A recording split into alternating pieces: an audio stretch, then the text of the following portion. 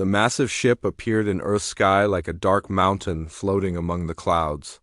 It was bigger than any city on the planet, its black metal surface covered with strange lights that pulsed like a heartbeat. People all over the world stopped what they were doing and stared up at the impossible sight. In the White House, President Alex Carter stood at his office window watching the news reports flood in from every country. The ship had been there for 3 hours now, just hanging silently above New York City. His phone had not stopped ringing since it arrived. "Sir, they're sending another message," said Danny Brooks, his young aide, rushing into the room with a tablet in his hands. Danny was fresh out of college, smart and eager, but even he looked scared. Alex turned from the window. "What do they want now?" "They're asking for a meeting at the United Nations building. They say they have an important offer for humanity." Danny's voice shook slightly as he read from the tablet. "They want to meet with all world leaders in 2 hours. Alex rubbed his tired eyes. He had been president for 3 years, but nothing had prepared him for this. "Get me Secretary Martinez and the others. We need to talk before we go anywhere." 20 minutes later, Alex sat in the Situation Room with his top people. Lisa Martinez, his defense secretary, was a tough woman who had served in the military. For 20 years, she did not look happy. Next to her sat Ryan Thompson, his chief of staff, a calm man who always seemed to know what to do. Across the table was Claire Johnson, the director of space operations, a brilliant scientist who had been tracking the alien ship since it first appeared. "What do we know about them?" Alex asked. Claire opened her laptop and showed them a picture of the alien ship. The ship is about 50 miles long and 20 miles wide. It's made of some kind of metal we have never seen before. Our satellites can't get good readings on it, but it's definitely not from Earth. "Are there more ships?" Lisa asked. "Just this one, as far as we can tell. But it's big enough to hold thousands of people, or whatever they are." Claire switched to another screen. "They've been sending messages in perfect English. They know our language, our history, and they seem to know a lot about us." Ryan leaned forward. "What kind of messages?" "They say they represent something called the Galactic Consul. They want to welcome Earth into their group of planets. They keep using words like generous offer and great honor." Alex did not like the sound of that. In his experience, when someone said they had a generous offer, it usually meant they wanted something big in return. "Any word on weapons?" Lisa shook her head. "We can't detect any, but that doesn't mean they don't have them. A ship that size could carry enough firepower to destroy every city on Earth. So we go to the meeting," Alex said. "But we go ready for anything." 2 hours later, Alex stood outside the United Nations building in New York. The alien ship cast a huge shadow over the city, blocking out the sun. People had gathered in the streets, some praying, others just staring up in wonder and fear. The alien shuttle that landed in front of the UN building was beautiful and terrifying at the same time. It was made of the same dark metal as the mothership, but it seemed to flow like liquid. When it touched the ground, a door opened without any sound. The first alien to step out was tall, maybe 8 feet, with pale blue skin and 4 arms. Its head was larger than a human's, with big black eyes that seemed to see everything. It wore flowing robes that shimmered like oil on water. Behind it came 11 other creatures, all different, all strange. The tall blue alien stepped forward and spoke in perfect English. "I am Ambassador Kaltareth of the Zentari Collective. We come in peace to offer humanity a place in the galactic community." Alex had met many world leaders, but this was different. The alien's voice was deep and musical, but there was something in its tone that made Alex think of a teacher talking to a small child. It was not rude, but it was not respectful either.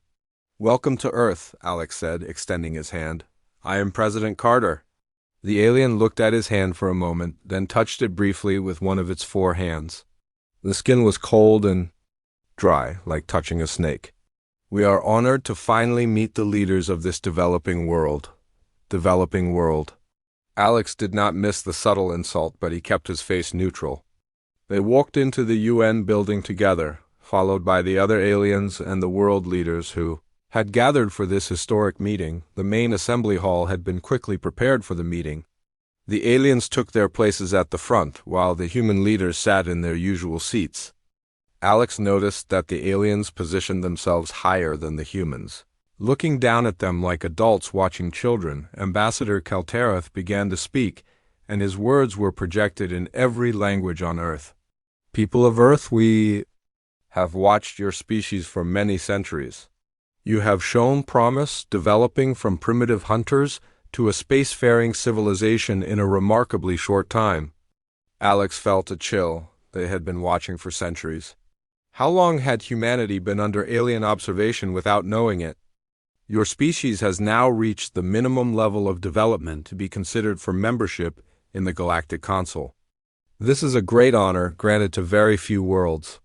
The alien gestured, and a holographic display appeared in the air above them. It showed a map of the galaxy with thousands of stars connected by glowing lines. The Galactic Consul represents over 10,000 worlds and 47 species. We maintain peace and order throughout this section of the galaxy. The display zoomed in to show Earth, a small blue dot at the edge of the map. Your world would be welcomed as a protected development species. You would receive our protection, our technology, and our guidance as you take your first steps into the larger universe. Alex looked around the room. Some of the world leaders seemed excited, but others looked worried. The German Chancellor, Hans Müller, raised his hand. What would this membership require from us? Ambassador Kalterath's large eyes seemed to gleam. Very little, considering what you would receive in return.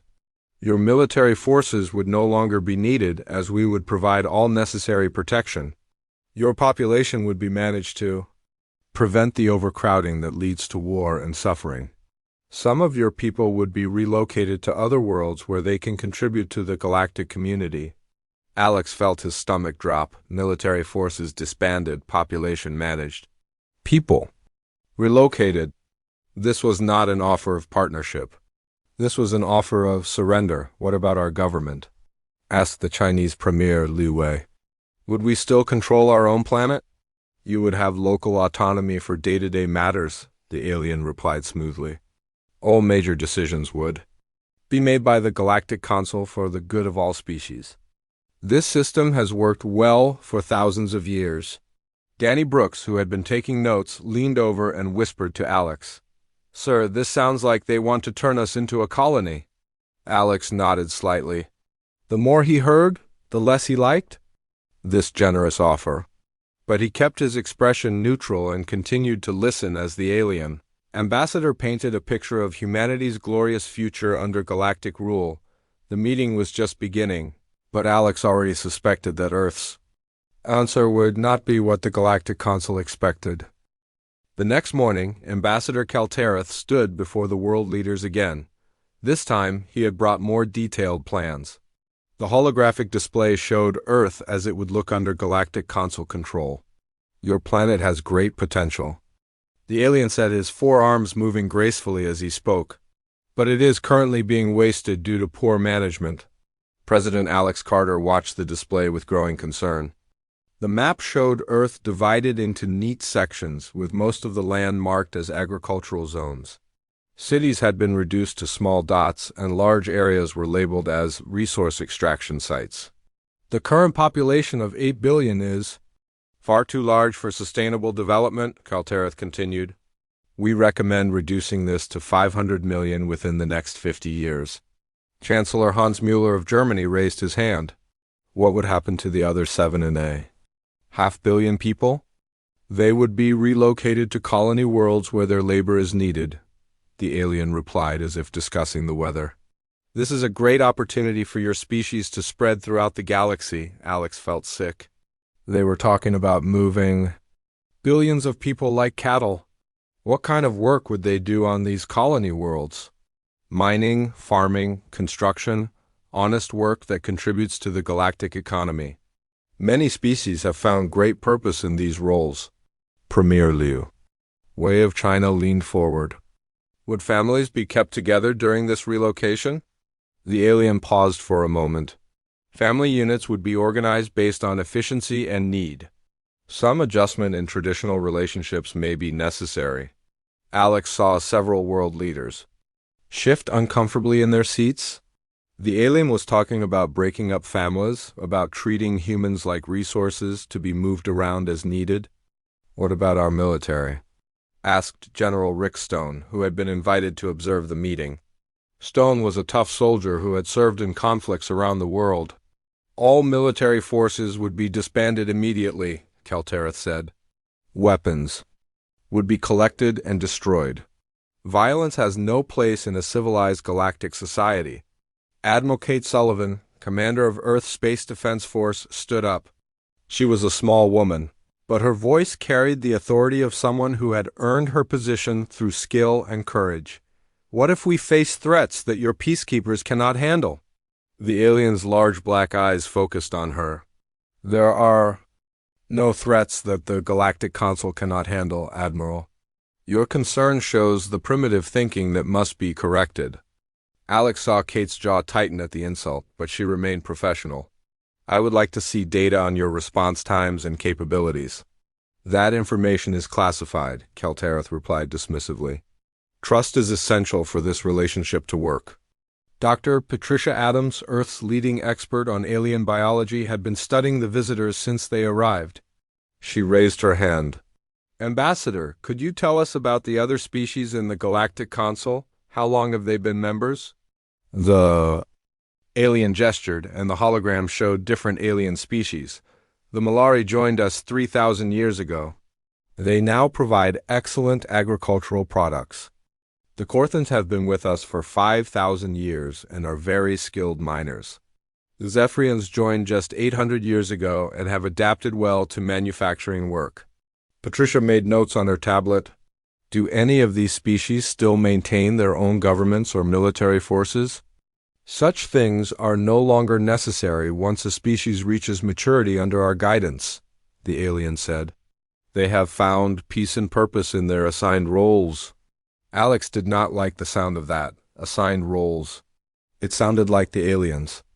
We're talking about turning entire species into specialized workers with no choice in their future. Ryan Thompson, Alex's chief of staff, asked the next question.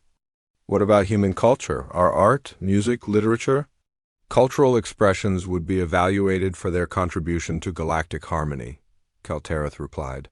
Some adjustments may be necessary to remove elements that promote violence or antisocial behavior. What kind of adjustments?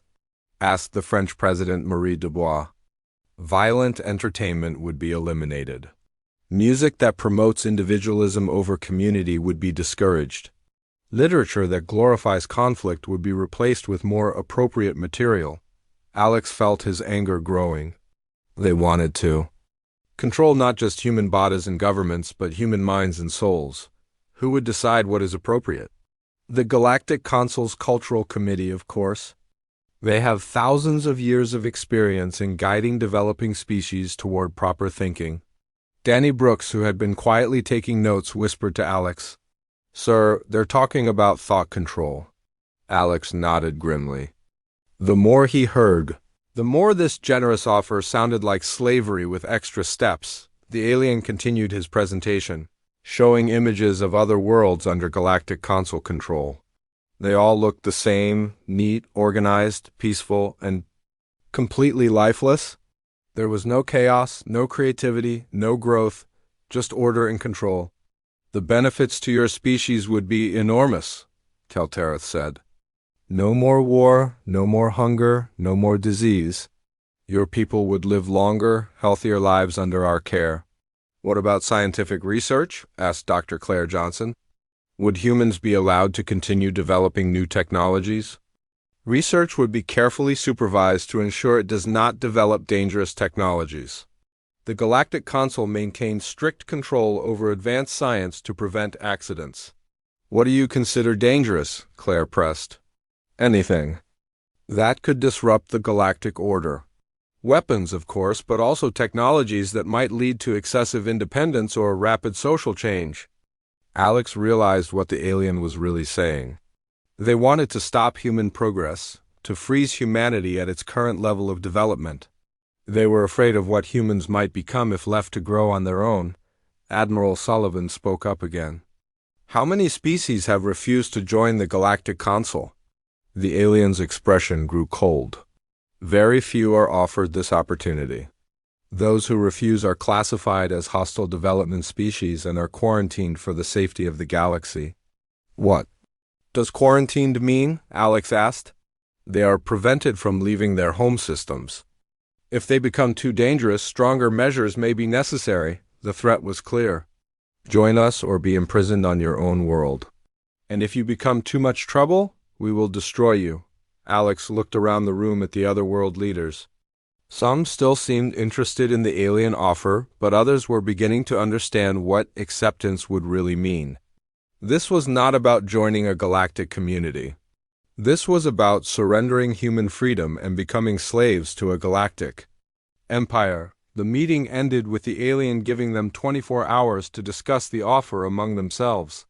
As the aliens left, Alex knew that humanity faced the most important decision in its history.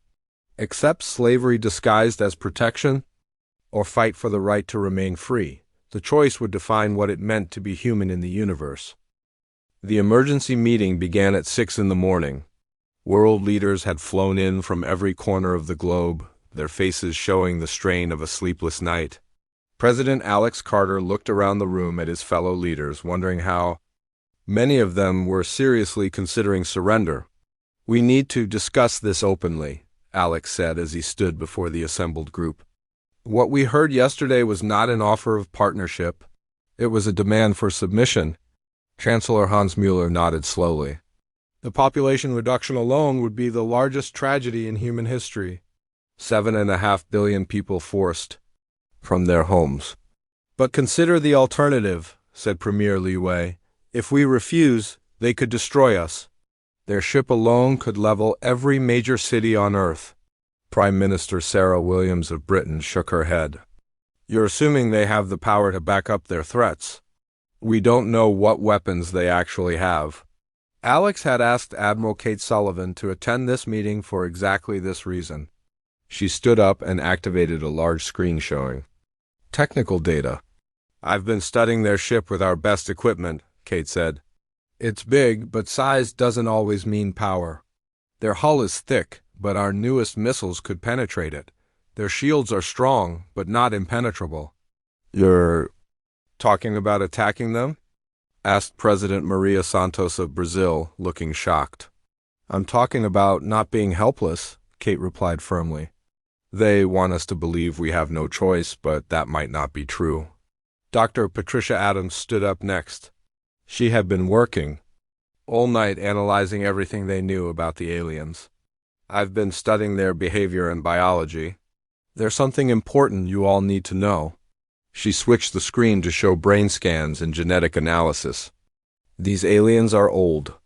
Not just individually, but as a species.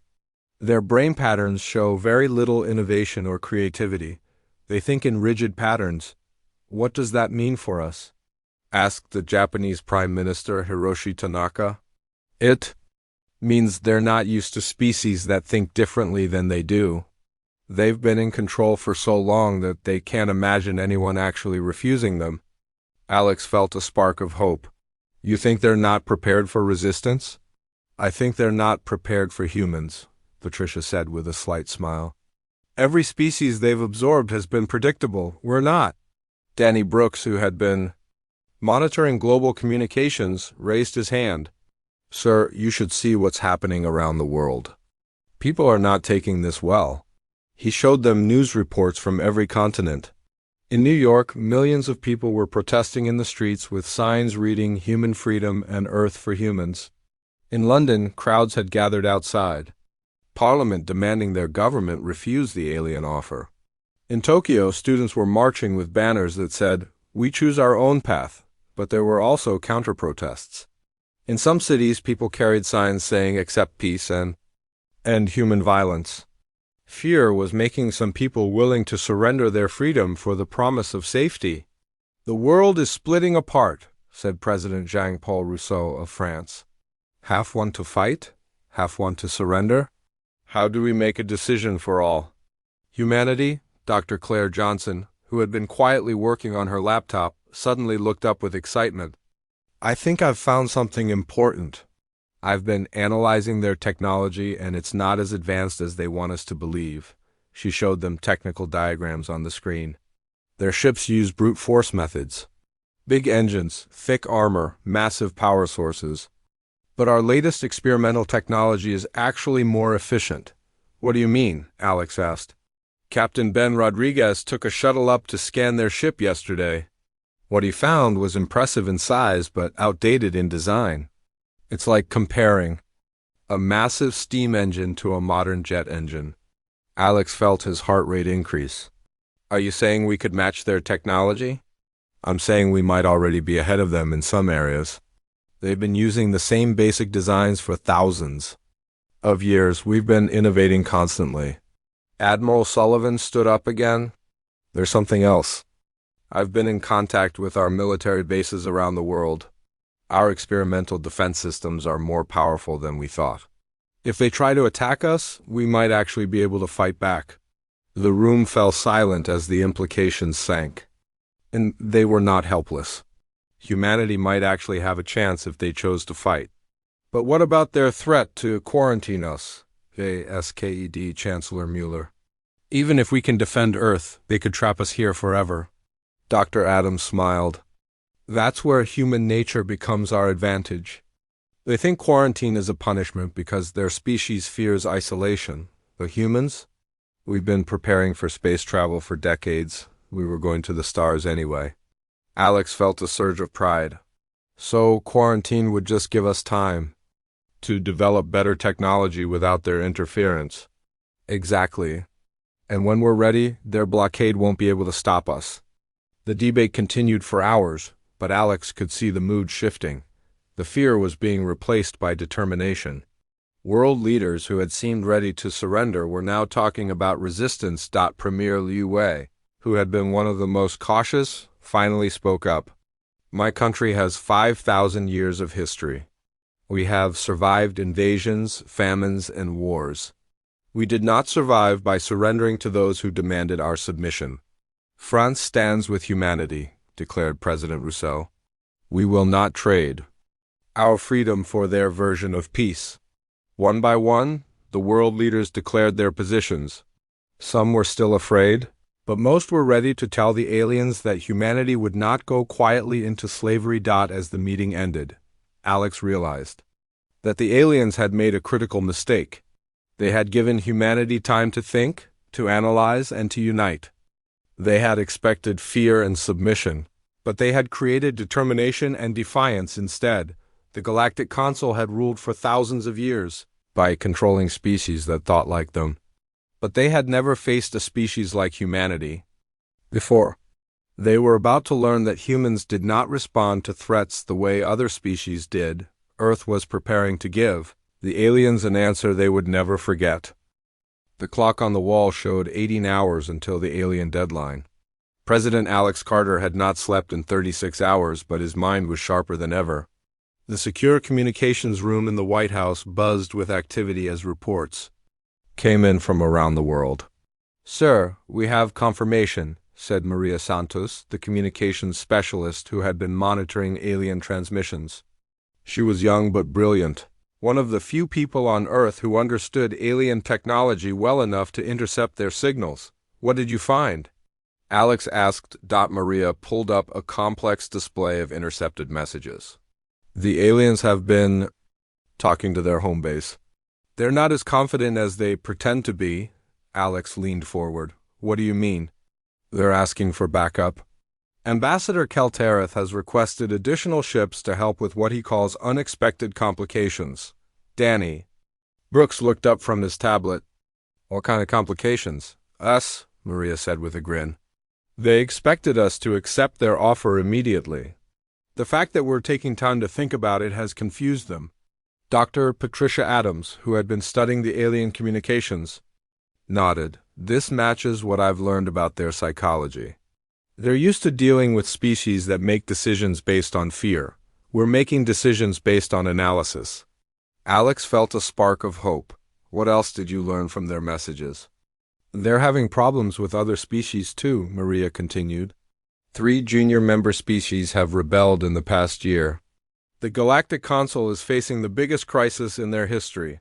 So they need us more than we need them, Alex said. Exactly. Earth isn't just another planet to them. We're a potential solution to their problems. They need our population, our resources, and our labor to help control the rebellions. Admiral Kate Sullivan entered the room carrying a thick folder. I have news from our military analysis. We've been testing our experimental weapons against simulated alien targets. What did you find? Alex asked. Kate opened the folder and spread out photos and technical data. Our new plasma weapons can cut through their hull material. Our missile systems are faster than their defensive systems.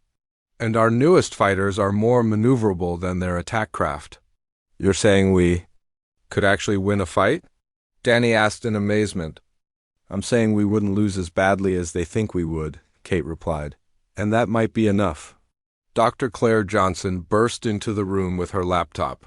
I've been analyzing their ship's power signatures. You're not going to believe this.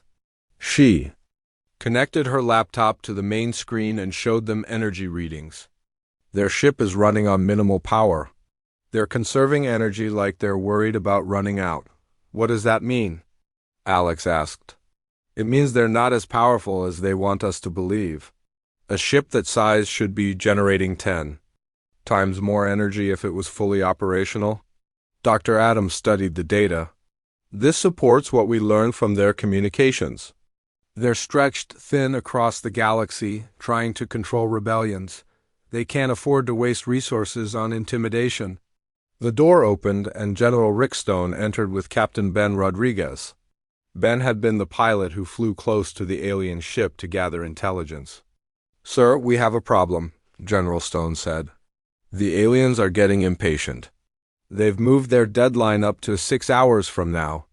They're trying to pressure us into a quick decision, Alex realized.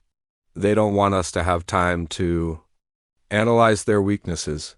Captain Rodriguez stepped forward. Sir, I've been up there. I've seen their ship up close. It's impressive, but it's also old, really old. Their technology hasn't been updated in centuries. While our technology has been advancing rapidly, Claire added. In the past 50 years, we've gone from basic computers to artificial intelligence. They've been using the same systems for millennia. Alex stood up and walked to the window. Outside, he could see protesters in the streets, but also normal people going about their lives. Children playing in parks, people walking their dogs, families enjoying the sunshine. This was what they were fighting for, the right to live free human lives. What's the status of the other world leaders? Alex asked. Danny checked his secure communications. Unanimous, sir. Every major nation has agreed to reject the alien offer. They're all waiting for your final decision. Alex turned back to his team. And our defenses? Admiral Sullivan smiled. Every military base on Earth is ready. Our space stations are armed. Our satellite defense network is online. If they want a fight, we'll give them one. But, sir, Dr. Adams said carefully, there's something else you should know. I've been studying their species biology in more detail. They're not just old, they're dying out. What do you mean? Their birth rates are extremely low. Their population is declining. They need young, fertile species like humans to maintain their empire. Without us, they'll collapse within a few generations. Alex felt the pieces clicking together. So this isn't about helping us join the galaxy, it's about saving their dying empire. Exactly, we're not being offered membership.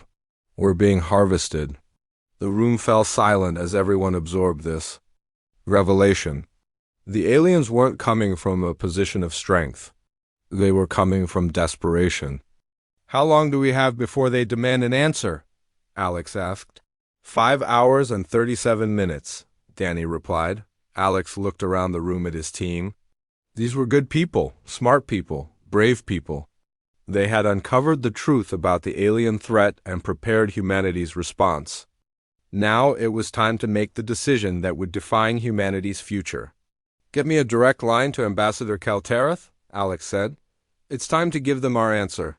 Sir, are you sure? Danny asked. Alex nodded.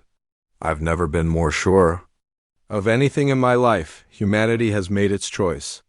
The stage was set for the most important conversation in human history. The fate of billions hung in the balance, but Alex Carter knew exactly what he was going to say. The United Nations Assembly Hall was packed with world leaders, reporters, and observers from every nation on Earth.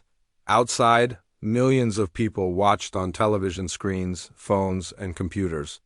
The entire planet held its breath as Ambassador Kaltereth stood at the podium.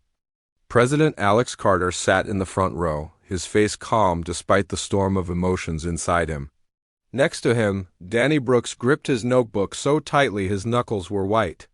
Behind them, Admiral Kate Sullivan and Dr. Patricia Adams watched the alien ambassador with steady eyes.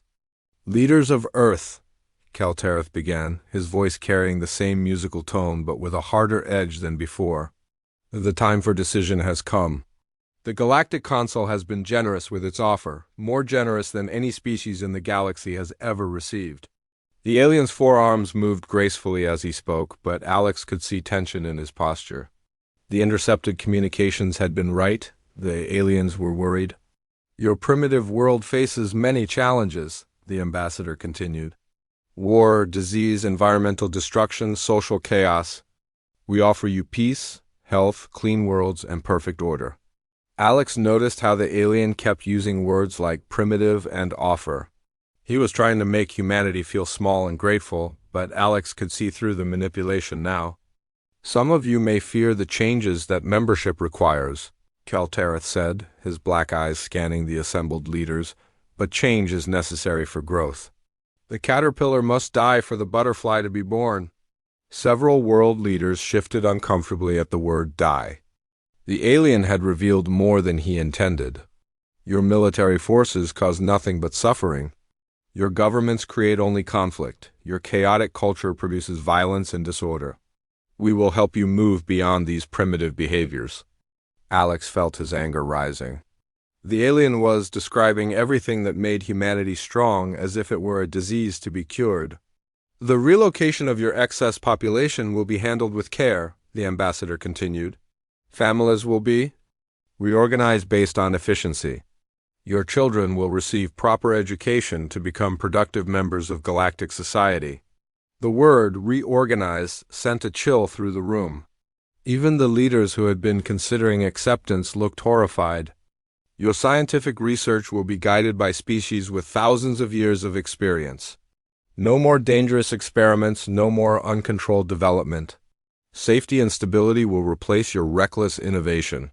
Dr. Claire Johnson, sitting in the observer section, whispered to her colleague, "They're afraid of our innovation. That's why they want to control it." Kaltereth raised his voice. "This is not a negotiation, this is a gift. The Galactic consul does not make this offer twice. Accept our guidance or face the consequences of your primitive isolation." The threat was clear, but Alex was no longer afraid. He stood up slowly, drawing every eye in the room. "Ambassador Kaltereth," Alex said in a steady voice, "thank you for your generous offer. The nations of Earth have considered your terms carefully." The alien's eyes fixed on him with predatory intensity. "And what is your decision, President Carter?" Alex looked around the room at the faces of his fellow humans. He saw fear, yes, but also determination. He saw people who had survived ice, ages and plagues, who had built civilizations and reached for the stars, who had never given up even in the darkest hours. "Our decision is simple," Alex said, his voice carrying clearly through the silent hall. The alien leaned forward slightly. "Yes?" Alex looked directly into those black alien eyes and spoke a single word that would echo through history. "No." The word hung in the air like a gunshot. The alien ambassador stared at him in shock, his forearms frozen mid-gesture. I do not understand," Kaltereth stammered. "You cannot mean to refuse such a generous offer." "I mean exactly that," Alex replied calmly. "Earth's answer is no. We decline your offer of membership in the Galactic Consul." The other aliens in the delegation began talking rapidly among themselves in their own language. Their calm superiority had shattered in an instant. "This is impossible," the ambassador said, his voice rising. "No species has ever refused membership in the Galactic Consul. You do not understand the consequences of your primitive decision. We understand perfectly, Alex said. You want to turn us into slaves. You want to break up our families, control our thoughts, and use our people as labor for your dying empire? The alien's eyes widened. How do you— We know about the rebellions, Alex continued. We know your empire is collapsing. We know you need us more than we need you. Admiral Sullivan stood up. We also know that your ship is running on minimal power and your weapons are centuries old. If you want to fight, we're ready. The alien took a step back. You would fight the entire Galactic consul? Your primitive weapons against our advanced technology? Our weapons aren't as primitive as you think, Alex said. And our spirit isn't something you can understand. Dr. Adams stood up. Your species has forgotten how to fight, how to innovate, how to grow.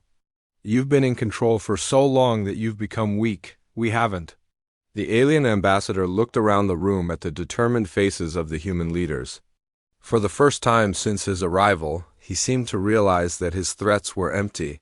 You will regret this decision, he said, but his voice lacked conviction. Maybe, Alex replied. But we'll regret it as free humans, not as slaves. The alien delegation left the building in confusion and anger. Within hours, their massive ship had disappeared into space, leaving Earth alone under the stars. That night, Alex stood on the White House balcony looking up at the sky. Danny Brooks joined him. Do you think they'll come back? Danny asked. Probably, Alex said. But when they do, we'll be ready. Around the world, construction began on humanity's first interstellar warships. The word "no" had become humanity's declaration of independence from the galaxy, and the beginning of their journey to the stars on their own terms. The Galactic consul had expected submission, but they had awakened something far more dangerous, human defiance. A galaxy would never be the same.